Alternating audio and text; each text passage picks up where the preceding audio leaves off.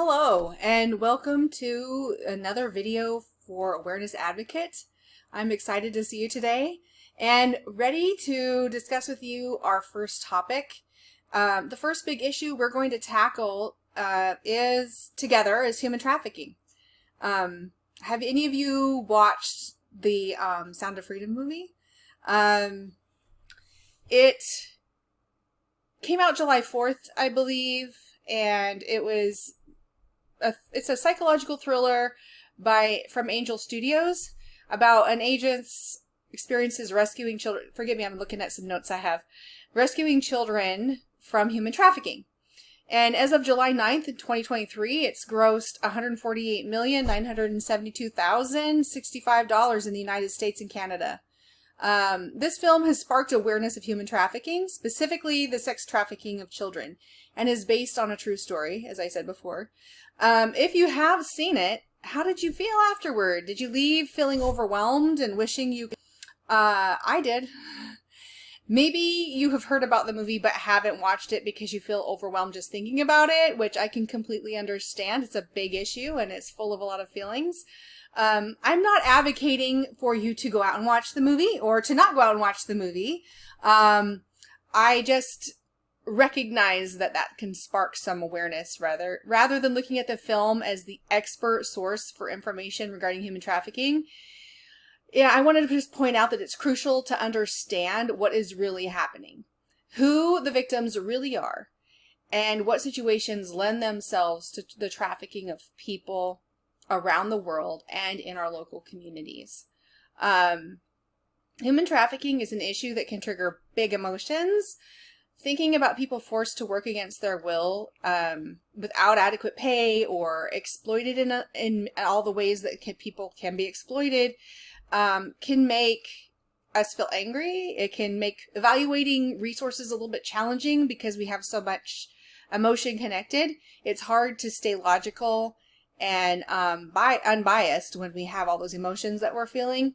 So when looking at evidence and evaluating arguments, it's important to look at sources, the context of the information, and the age of the information that's presented to you.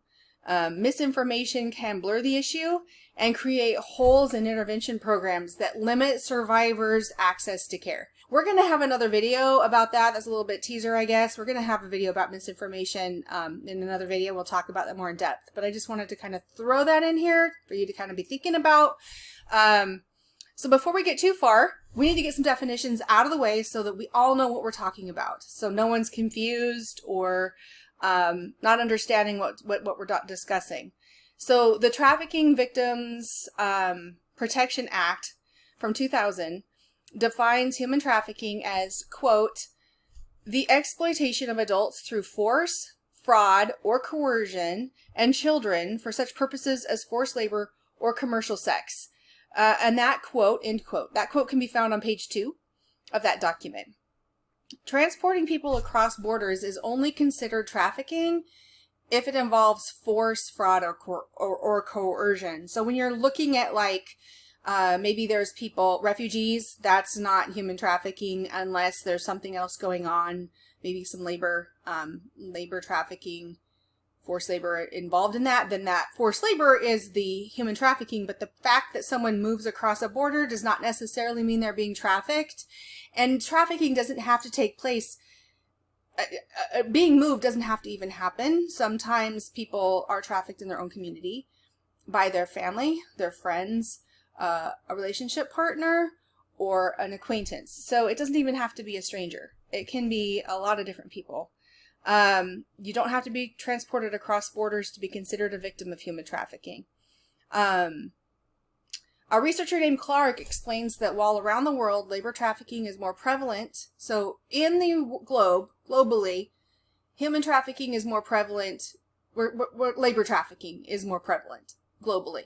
However, within the United States, where I live, sex trafficking is higher than labor trafficking. Which is it's interesting to consider. So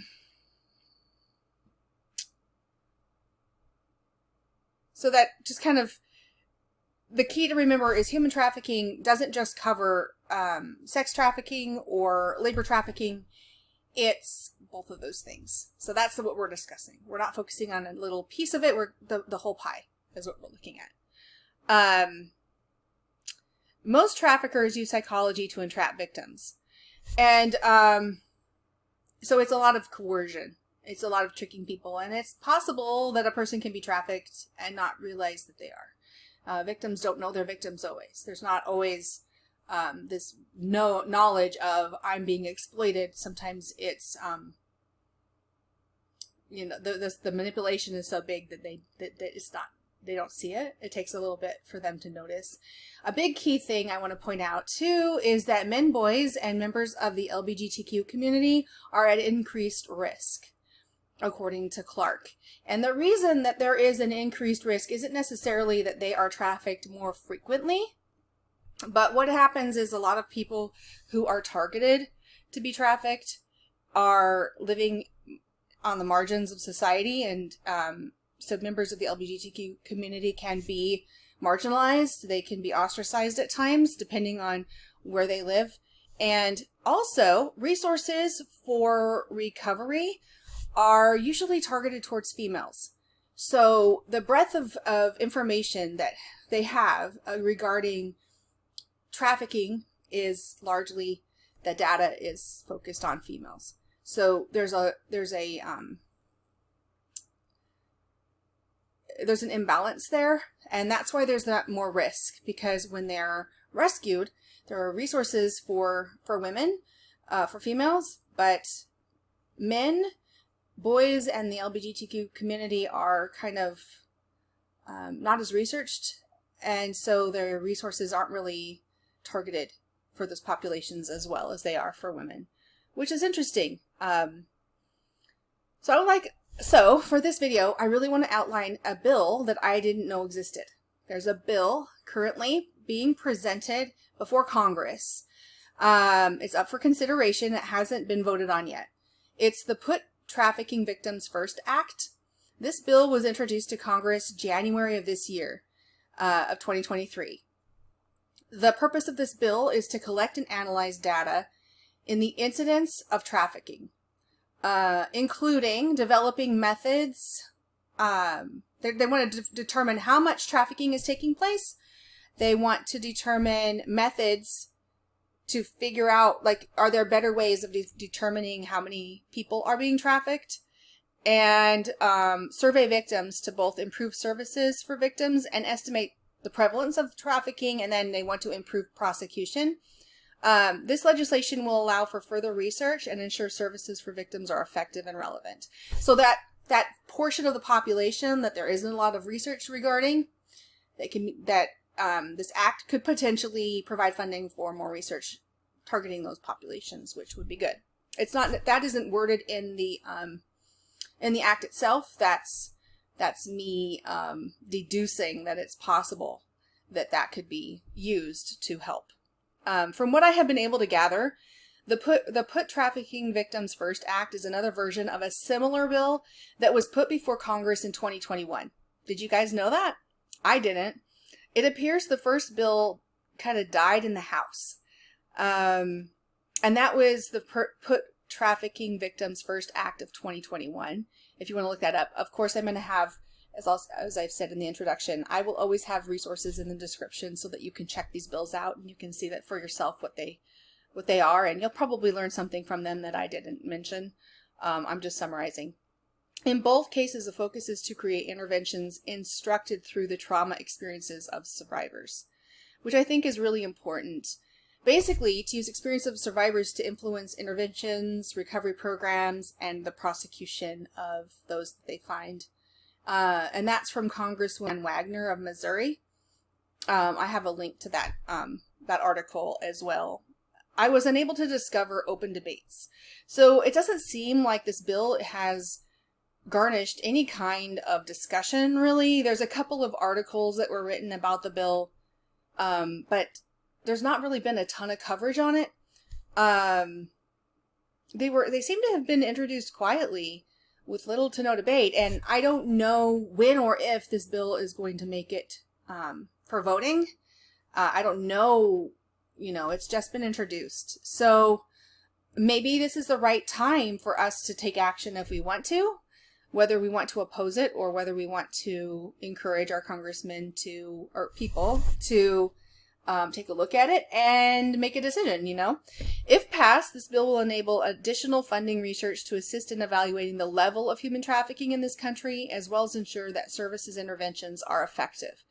When you consider the underrepresentation men and males and members of the LGBTQ community have regarding intervention, that underrepresentation in research and intervention, and as well as treatment programs, increased funding for research could possibly enable researchers to explore options for those populations, which I think is important. So as you leave this video, your call to action, take a look at this bill, read it through, decide if you want to write a letter to your congressperson to support this bill or oppose this bill. At any rate, I hope I've inspired you to kind of see something that you can do. Take a look at it, see what you think. It's possible that we can possibly help this bill out if we feel like it's something that's of value.